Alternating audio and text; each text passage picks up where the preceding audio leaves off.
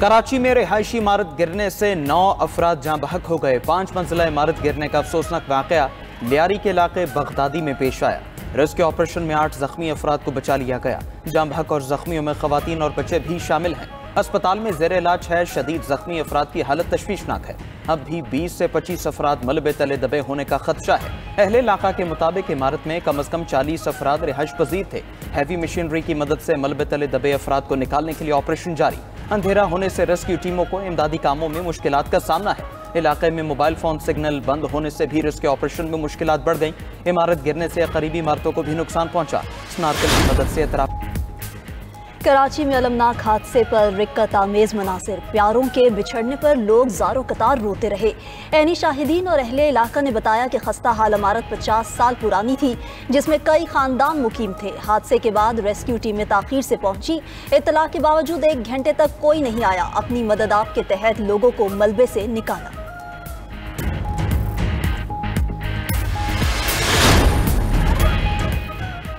कराची में मखदूश इमारतें गिरने के वाक़यात पर सिंध बिल्डिंग कंट्रोल अथॉरिटी की कारकर्दगी पर सवालात उठ गए। SPCA मखदूश इमारतों को खाली क्यों ना करवा सकी? क्या SPCA का काम सिर्फ नोटिस देकर वापस चले जाना है? कराची में मखदूश इमारतें गिरने के बाद अब तक क्या इक़दाम उठाए गए? शहर में मखदूश इमारतें खाली करा के रिहायशियों को मुतबादिल जगह देने का क्या इंतजाम किया गया? कसीर मंजिला इमारतों की तामीर पर पाबंदी है तो रातों रात ऐसी इमारतें कैसे खड़ी हो जाती हैं? गैर कानूनी तामीरात पर SPCA कोई इक़दाम क्यों नहीं उठाता? कराची में कसीर मंजिला गैर कानूनी इमारतों की तामीर पर सिंध हाई कोर्ट SPCA को करप्ट तरीन इदारा करार दे चुकी है।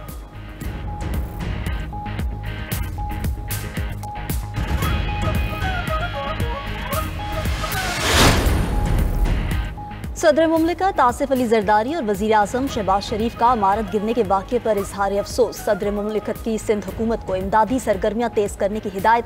कहा कि हादसे की वजूहात का तयन और रोकथाम के लिए मौसर इकदाम किए जाएँ। वज़ीर आज़म का वाक़े में जानी नुकसान पर गहरे दुख और अफसोस का इजहार। Chairman People's Party Bilawal Bhutto ने भी वाक़े पर अफसोस का इजहार किया। कहा, यकीन दिलाता हूँ सिंध हुकूमत मुतासिर अफराद की हर मुमकिन मदद करेगी। वज़ीर आला सिंध मुराद अली शाह ने मुतल्लिका हुक्काम से वाक़े की रिपोर्ट तलब कर ली। खतरनाक इमारतों की फौरी निशानदही करके शहरियों की हिफाजत के लिए अमली इकदाम करने का हुक्म।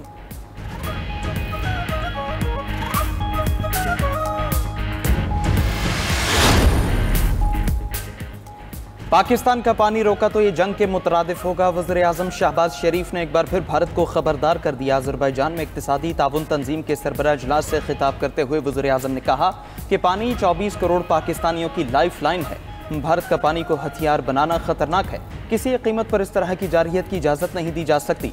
सिंतास मुआहदे की खिलाफ वर्जी नाकाबिल कबूल है। वज़ीर आज़म ने मजीद कहा कि बदअमनी पैदा करने वाली क़ुव्वतें अपने मकासद में खित्ते में अदम इस्तेहकाम चाहती हैं। ईरान पर गैर कानूनी और गैर मंतकी इसराइली हमले इस रुझान का मुजाहरा थे। वज़ीर आज़म शहबाज शरीफ की अज़रबैजान के सदर इल्हाम अलियोव से मुलाकात। दोनों रहनुमाओं का तिजारत और सरमायाकारी के शोबों में ताउन बढ़ाने पर इत्तिफाक। सरमायाकारी के इम्कानात के हवाले से होने वाली पेशरफ्त पर इत्मीनान का इजहार किया।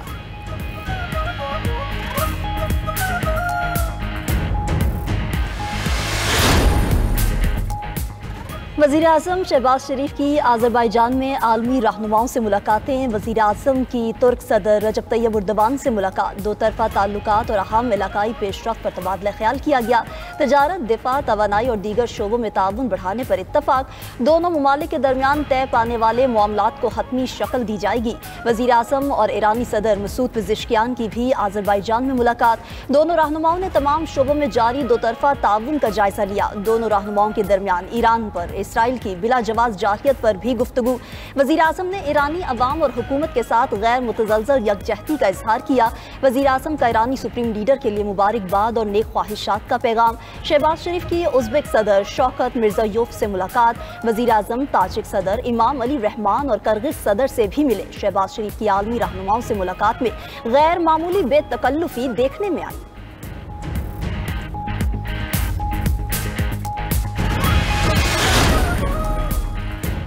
जंग के दौरान पाकिस्तान को हमारी तैयारियों का पता था। पाकिस्तान जानता था हमारी फौज कहां कहां मौजूद थी। भारतीय deputy army chief Rahul Singh का एतराफ। ऑपरेशन सिंदूर पर ब्रीफिंग देते भारतीय डिप्टी आर्मी चीफ ने कहा कि DGMOs की मुलाकात में पाकिस्तान ने भारत को वार्निंग दी। पाकिस्तान ने निशानदेही की कि वो जानता है हम कहां कहां मौजूद थे। ऑपरेशन सिंदूर के वक्त हमारी फौज असलहा और बारूद भी इकट्ठा नहीं कर सकी। इसराइल की तरह हमारे पास आयरन डोम मौजूद नहीं। मुल्क बड़ा होने की वजह से मजबूत एयर डिफेंस पर बहुत पैसा खर्च होता है। अपने मुल्क में ड्रोन्स बनाते तो ऑपरेशन सिंदूर की कहानी मुख्तलिफ होती। गैर मियारी और असलहे की देर से फराहमी पर हमें बहुत नुकसान उठाना पड़ा।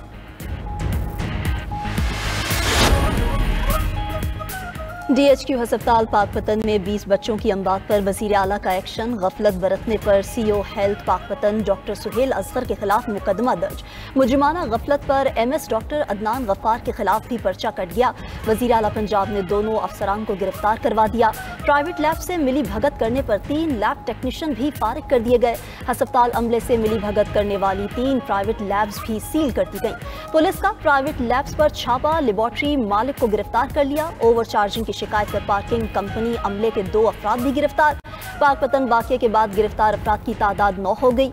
वज़ीर आला पंजाब मरियम नवाज का अस्पताल का दौरा, मुख्तलिफ वार्ड्स, स्टोर्स और लैब का मुआयना किया। मरीजों और अहले खाना ने अस्पताल में बदनस्मी, गफलत और दीगर शिकायत के अंबार लगा दिए। वज़ीर आला की स्टोर में मौजूद होने के बावजूद अद्वियात न देने पर सख्त सरजनिश। खैबर पख्तूनख्वा असेंबली में मखसूस नशिस्तों की तकसीम। मुस्लिम लीग नून ने इलेक्शन कमीशन की तकसीम को पेशावर हाई कोर्ट में चैलेंज कर दिया। दरखास्त में मौक़िफ़ इख्तियार किया कि मुस्लिम लीग नून के असेंबली में 7 सीटें हैं। इलेक्शन कमीशन ने JUIFA को 7 सीटों के बदले 10 मखसूस नशिस्तें दी हैं। मुस्लिम लीग नून को 7 जनरल सीट्स पर 8 मखसूस नशिस्तें दी। इलेक्शन कमीशन के मखसूस नशिस्तों से मुतालिक एलामिया कालअदम करार दिया जाए। दरखास्त में हतमी फैसले तक फरीक़ैन को हलफ से रोकने की इस्तदा की गई है।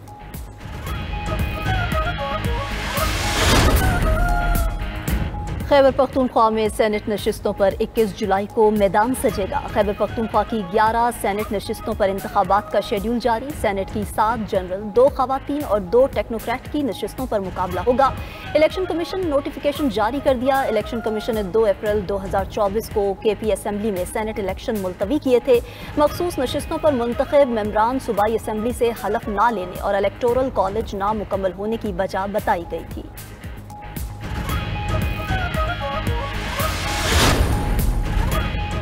9 और 10 मुहर्रम को पंजाब भर में तूफानी बारिशों की पेशगोई। पंजाब, खैबर पख्तूनख्वा, बलूचिस्तान और आज़ाद कश्मीर में बादलों के डेरे। लाहौर समेत मुख्तलिफ इलाकों में बूंदाबांदी। 5 से 10 जुलाई के दौरान मुख्तलिफ इलाकों में शदीद बारिशों की पेशगोई। दरियाओं में पानी के बहाव में इजाफा मुतवक्के। नदी नालों और बरसाती नालों में सैलाबी सूरत हाल का खदशा। पहाड़ी इलाकों में लैंडस्लाइडिंग का खतरा। शुमाली और वस्ती पंजाब के शहरी इलाकों में अर्बन फ्लडिंग का भी इम्कान।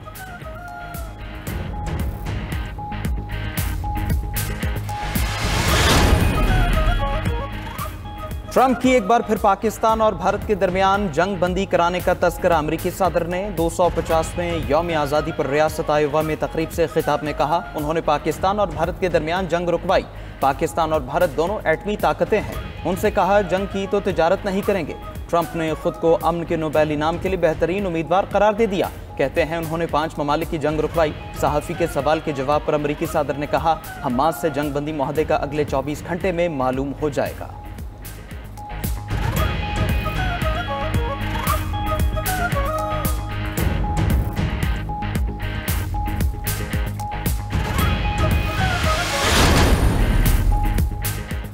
रूस के यूक्रेन के दारुल हुकूमत कीव पर 500 ड्रोन हमले, 23 अफराद जख्मी हो गए। हमलों से ज़ेरे ज़मीन पनाहगाहों में मौजूद शहरी जोरदार धमाकों से लर्ज उठे। यूक्रेनी एयरफोर्स के मुताबिक जुमे की सुबह रूस ने मुख्तलिफ मरहलों में 539 ड्रोन और 11 मिसाइल फायर किए।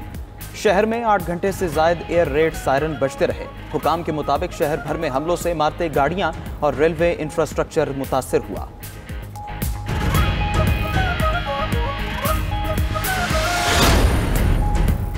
रूस ने अफगान तालिबान की हुकूमत को तस्लीम कर लिया। रूस ने अफगानिस्तान के नए सफ़ीर की असनाद भी कबूल कर ली। अफगान वजारत खारजा की भी पेशरफ्त की तस्दीक। कहा कि रूस के काबुल में सफ़ीर ने अफगान वज़ीर खारजा से मुलाकात में मॉस्को हुकूमत के फैसले से आगाह किया। अमीर खान मुत्तकी कहते हैं रूस के इस जुर्रतमंदाना इकदाम की कदर करते हैं। रूस का इकदाम दूसरों के लिए भी मिसाल बनेगा। रूस अफगान तालिबान हुकूमत को तस्लीम करने वाला पहला मुल्क है।